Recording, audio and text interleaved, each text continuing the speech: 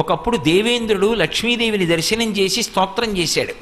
చేసినప్పుడు ఆవిడ నేను ఎక్కడెక్కడ ఉంటానో తెలుసా అని తాను ఎన్ని చోట్ల ఎన్ని రూపాలతో ఉంటుందో చూపించింది.